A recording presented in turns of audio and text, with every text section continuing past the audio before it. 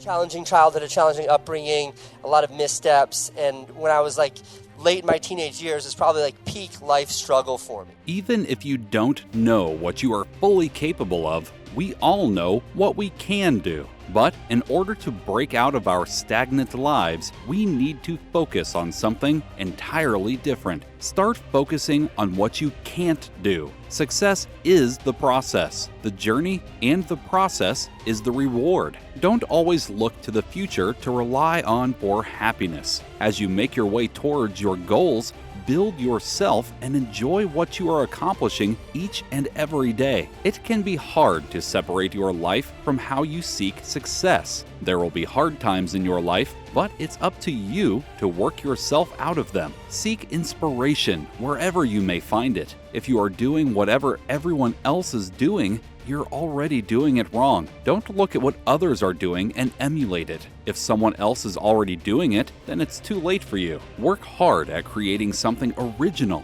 and focus on being the best at it. We all start off the same, regardless of your situation when you do it. Be realistic with your goals when you make them and start working. You need to discover what motivates you and use it. If you have a difficult time finding that inner strength, try doing something that you know you will hate. Being miserable is the fastest way to realize what you really want to do with your life. Once you realize your basic needs are met, your greatest fear will be not having success in your life. So, find your motivation however you need to and start reaching for your dreams. Focus on a lot less in the content that I make.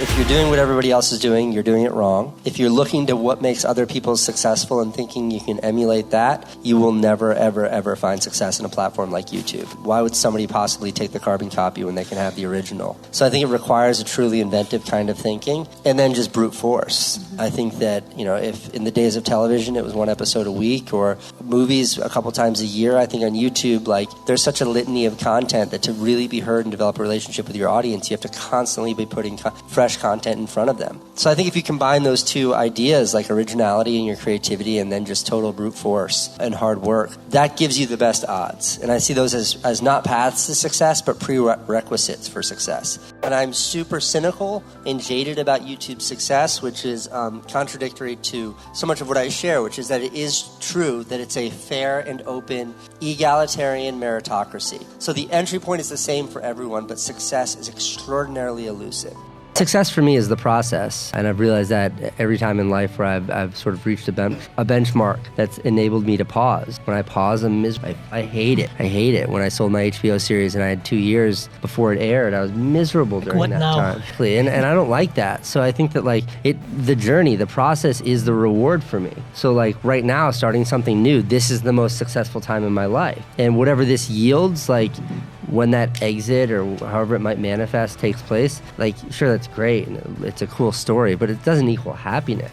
Beam, the most exciting part of starting a tech company was Matt Hackett, my co-founder, and I, just the two of us sitting in a room trying to figure out. That to me was the pinnacle of success. When I was at MIT, it was sitting in that lab every single day across from these brilliant minds. That was success for me. The journey is what I strive for, and it's what excites me the most. And with 368, it's really building to enable that journey as much as possible. I'm not focused at all on a finish line.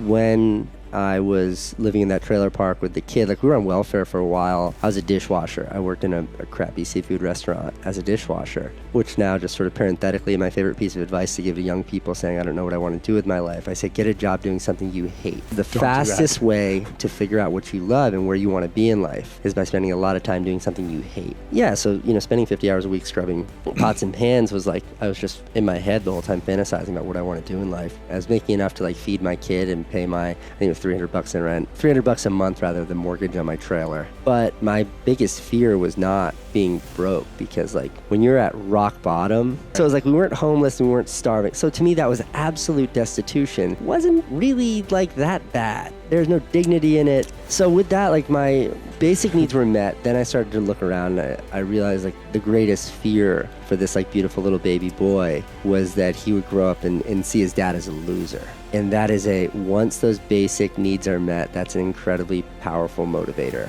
I wanted to come and share with you guys today a little bit about more specifically about my journey as a technologist and as an entrepreneur. And there's no really separating that from my life and my career as a YouTuber. They're sort of one and the same. But it's definitely something that I focus on a lot less in the content that I make.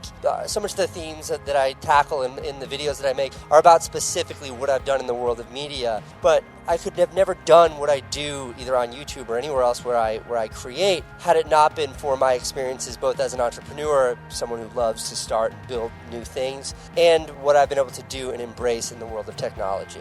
You know, I had like a challenging childhood, a challenging upbringing, a lot of missteps, and when I was like late in my teenage years, it was probably like peak life struggle for me. It was when I had nothing. It was when I was at my absolute dirt poorest. I lived in a caravan. I had a baby. I had no education at all. I had left school. I was washing dishes. But that was when I first interacted with video.